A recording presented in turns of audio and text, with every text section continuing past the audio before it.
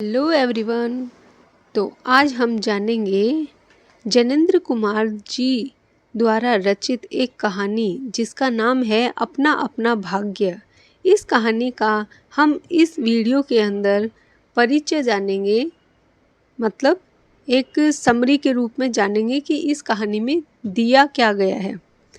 तो चलिए स्टार्ट करते हैं। अपना अपना भाग्य कहानी में एक ऐसे निर्धन, असहाय तथा शोषित पहाड़ी बालक का चित्रांकन किया गया है जो परिवार की गरीबी से तंग आकर भागकर नैनीताल आ गया है, परंतु यहाँ आकर भी उसके सुखों का अंत नहीं होता। दुर्भाग्य, भूख तथा गरीबी के थपेड़ों के कारण वह बर्फ में ठिठुरकर मर जाता है। लोगों की संवेदन शून्यता, कठोरता तथा स्वार्थ भावना का चित्रण करते हुए कहानीकार मार्मिक तथा हृदय स्पर्शी बिंदु पर जाकर कहानी का अंत करता है। हृदय स्पर्शी और मार्मिक मतलब ऐसी घटना जो दिल को छू ले। लेखक अपने मित्रों के साथ नैनीताल की रमणीयता का आनंद ले रहा था, मतलब नैनीताल की जो सुंदरता है उसका आनंद ले रहा था। नैनीताल में शाम के समय वह उनके साथ सड़क किनारे एक बेंच पर बैठा था। आकाश में भाप जैसे बादल थे, जैसे स्टीम होती है ना, पानी की भाप जैसे बनती है, वैसे बादल छाए हुए थे। धीरे धीरे अंधेरा होने लगा। मनुष्यों की भीड़ जो है वो भी छटने लगी, मतलब लोग जो हैं वो कम होने लग गए और घना कोहरा छा गया। लेखक अपने साथियों के साथ होटल की ओर चल दिए। रास्ते में दो मित्रों का होटल मिला। दोनों वकील छुट्टी लेकर चले गए। अब लेखक अपने एक साथी के साथ आगे बढ़ा। उसका होटल आगे था। लेखक जल्दी से जल्दी अपने होटल में पहुंचना चाहता था, पर उसका मित्र जो था वो एक बेंच पर कुछ देर और बैठना चाहता था। तभी सामने से एक लड़का आता दिखाई पड़ा। उसके सिर के बाल बड़े बड़े थे। वह नंगे पैर था। नंगे पैर मतलब उसके पाँव में कोई भी जूते चप्पल नहीं थे तथा एक मैली सी कमीज पहने हुए था। वह लगभग 10 साल का रहा होगा, समथिंग 10-12 साल का वो लड़का था। लेखक के मित्र के पूछने पर पता चला कि वह गरीबी से तंग आकर नैनीताल भागकर आया है। वह 1 रुपया और जूठा खाना खाकर गुजारा करता था। किसी के यहाँ नौकरी करता था। उस नौकरी के बदले उसको 1 रुपया दिया जाता था और खाने के लिए जूठा खाना दिया जाता था। लेकिन जहाँ नौकरी करता था उसे वहाँ से भी हटा दिया गया था। वह अब कैसा था? भूखा था। उसका एक साथी भी था जो कि अब मर गया है।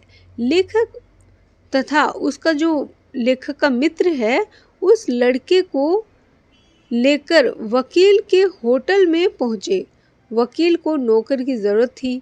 लेखक के मित्र ने वकील से उस लड़के को नौकर के रूप में रख लेने का आग्रह किया, रिक्वेस्ट किया, पर वकील ने यह कहकर उसे ठुकरा दिया, मतलब इनकार कर दिया, मना कर दिया कि ये पहाड़ी लड़के बड़े शैतान होते हैं जो सामान आदि उठाकर चंपत हो जाते हैं, मतलब वो गायब हो जाते हैं, सामान वगैरह उठाकर चुराकर ले जाते हैं।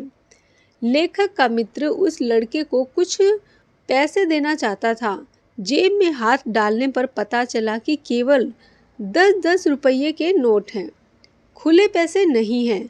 बजट बिगड़ने के डर से वह उस लड़के को 10 का नोट नहीं देना चाहता था कि अगर मैं इसमें से इतना रुपया अगर दे दूंगा, 10 रुपया, तो मेरा तो बजट ही बिगड़ जाएगा। वैसे ही हम लोग घूमने आए हैं तो अपना वो बजट का हिसाब लगा कर आए थे। उसने उस लड़के को अगले दिन सुबह 10 बजे होटल डी पव में आने को कहा। कौन से होटल में? होटल का नाम था होटल डी पव। भयानक शीत था, मतलब एकदम टू मच कोल्ड, बहुत ज़्यादा ठंडी थी तथा लड़के के पास बहुत कम थे। दूसरे दिन वह लड़का नहीं आया। लेखक और उसका जो मित्र है वो चलने की तैयारी में थे कि वो लड़का तो शायद अब नहीं आएगा, उसने कुछ सीरियस नहीं लिया होगा हमारी बातों को। जब वे मोटर में सवार हो रहे थे, मतलब जाने के लिए वो तैयार हो रहे थे मोटर में, तभी उन्हें एक समाचार मिलता है। क्या मिलता है समाचार? कि पिछली रात एक पहाड़ी लड़का सड़क के किनारे पेड़ के नीचे ठिठुर कर मर गया, मतलब ठंड में वो ठिठुर कर मर गया। यह लड़का कौन था? यह वही लड़का था जिसके साथ लेखक और उसके मित्र ने बातें की थी। दोनों ने यह समाचार सुना तथा उसकी दर्दनाक मौत पर सोचा कि सबका अपना अपना भाग्य है। किसी को इतना ऐशो आराम मिलता है और किसी को एक पहनने लायक एक सही से कपड़ा भी नहीं मिलता है, एक मतलब नॉर्मल सा खाना भी नहीं मिलता है। और किसी का भाग्य ऐसा होता है कि वह अच्छे खाने को जब उसको भूख नहीं लगे या फिर उसका मन नहीं हो तो उसको फेंक देता है। तो इसीलिए इस चैप्टर का नाम है अपना अपना भाग्य।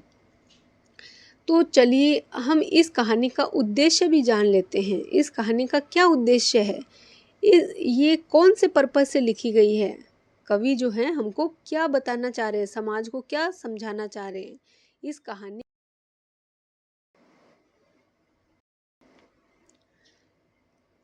इस कहानी का उद्देश्य आज के युग में व्याप्त स्वार्थपरता, मनुष्य की हृदयहीनता, संवेदन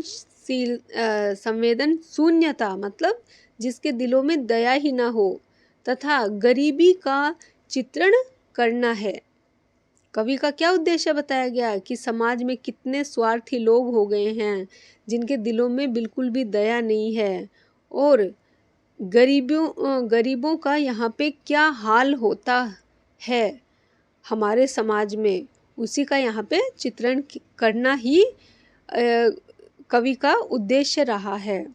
कहानी जो है वो बहुत ही मार्मिक बिंदु पर आकर समाप्त होती है, मतलब हार्ट टचिंग ऐसा मोड आता है जिस पर आकर कहानी समाप्त होती है, तथा यह स्पष्ट करती है कि आज के लोगों में दया तथा परोपकार जैसे मूल्यों का अभाव ही हो गया है। मतलब इन नैतिक मूल्यों की कमी हो गई है, जिसके कारण किसी मजबूर तथा दयनीय स्थिति से जूझते व्यक्ति की सहायता करने के बजाय उसकी स्थिति को अपना अपना भाग्य बताकर हर कोई अपनी जिम्मेदारी से बचना चाहता है। कवि का मानना है कि यह हमारी जिम्मेदारी बनती है, समाज में जितने भी गरीब लोग हैं, असहाय लोग हैं, हमसे जितना बन पड़ता है उनके लिए कुछ न कुछ उपकार उन पर जरूर करें।